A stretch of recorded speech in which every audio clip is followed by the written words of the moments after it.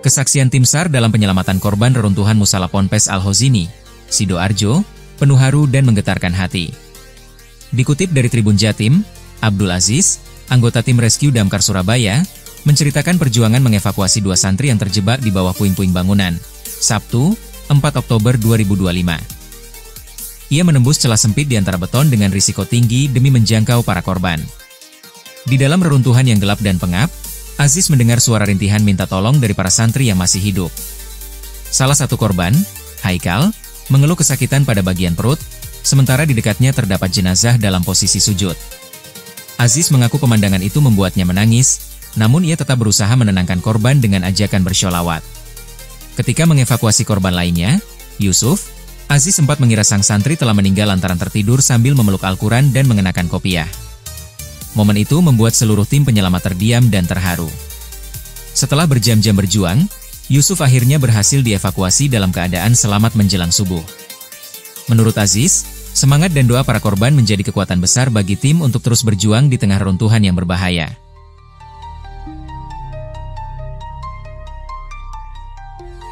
Si Yusuf ini, mohon maaf, saya kira sudah meninggal karena tidur sambil membawa Al-Quran dan kopiah. Kita mendapat tugas untuk merangsek masuk, untuk mendeteksi korban yang masih hidup. Saya masuk dengan teman saya, Mas Nio, dengan menggunakan alat Sescam yang kita miliki. Pada saat itu alat-alat canggih masih belum datang, sambil nunggu bantuan dari daerah-daerah lain. Karena pada saat itu di lokasi ada tim Basarnas Jatim sama tim PMK, dan tim PMK Sidoarjo juga di sana juga. Saya masuk, ada korban atas nama Dani. Atas nama Dani ini posisi selamat kita keluarkan dulu sama tim Basarnas. Terus saya masuk lagi sama Mas Nyo dengan menggunakan Sescam. Saya teriak di situ banyak suara rintihan, sakit, tolong.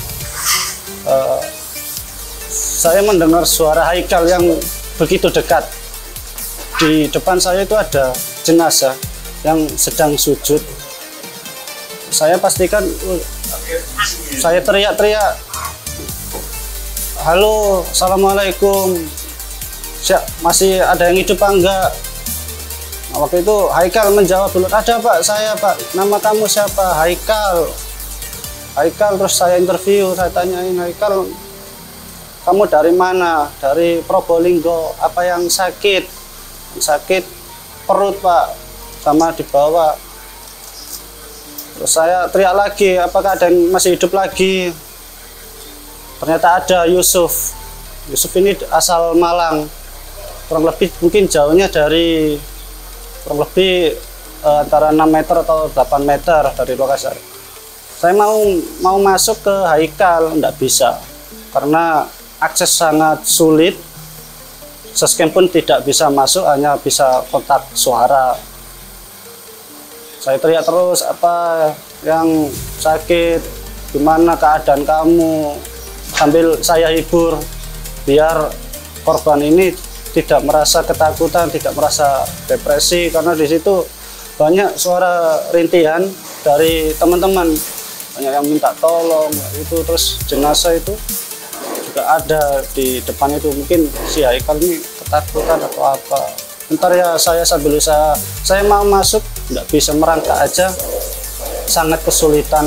Itu kurang lebih space itu hanya sebatas kepala saja. Si Yusuf ini, mohon maaf, saya kira sudah meninggal karena tidur sambil membawa Al-Quran dan kopiah. Padahal saya menggunting, memotong beton neser itu sangat keras bunyinya, pas gitu. Yusuf, coba bangun. Yusuf sudah tidak ada respon. Saya nangis, terus terang saya nangis, saya pikir saya kacau. Di samping kiri itu juga ada korban yang nangis-nangis minta tolong. Yusuf, akhirnya saya tarik kepalanya itu, saya goyang-goyang, Yusuf. Akhirnya dia kaget, iya Pak. sabar ya, bentar lagi kamu keluar, tenang ya, kamu mau minum? Iya Pak, saya mau minum. Saya kasih minum, terus lubang itu selesai, saya laporan, Pak ini sudah ready untuk melakukan sebarnya. Saya tarik pelan-pelan, dibantu teman-teman di belakang saya, kan harus saling menolong nariknya. Tribun X menghadirkan lokal menjadi Indonesia.